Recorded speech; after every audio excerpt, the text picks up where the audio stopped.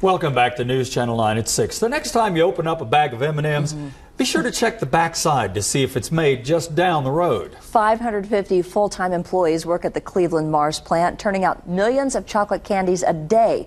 News Channel 9's Latricia Thomas takes us inside to show you how M&Ms are made in Cleveland. The secret behind the most popular letter in the League of Candy can be found inside the Mars plant in Cleveland.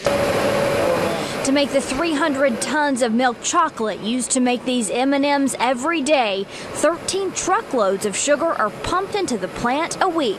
So it's no surprise. The first thing you smell is chocolate. It's a beautiful part of the job. This machine molds the milk chocolate center of the 300 million M&Ms made here daily. In Cleveland, we make about 10 different varieties, including peanut, almond, peanut butter, milk chocolate, flavored, all the M&Ms you can think of. There are more than 2 miles of conveyors high above the plant, carrying the candy to the next part of the 16-hour process. It goes through a section of cooling tunnels. After the cooling tunnels is when we start putting in our sugar shell process. The first of dozens of sugar shell layers prepare the chocolate for the color that's waiting inside these huge drums. The color is built into the sugar, so the sugar already has the color that we're going to use for that particular batch, and then it just builds up a nice solid shell that gives you that crunch when you taste the M&M. After a quick polish, it's time to blend the rainbow of candy into the perfectly mixed bag, worthy of any grocery store, movie theater, or picky Mars employee.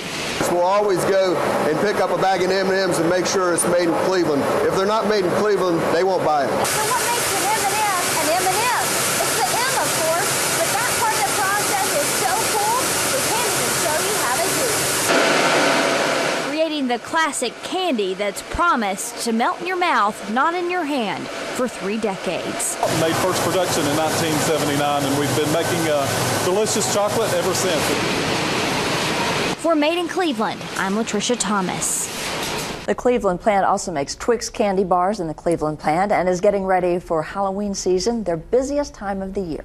Next week on Made In, if you wander down Fraser Avenue on Chattanooga's North Shore, you might see a brewery that's making beer under a name that dates back to before Prohibition. Latricia will show us how the Chattanooga Brewing Company makes their signature ales next Friday on News Channel 9 at 6.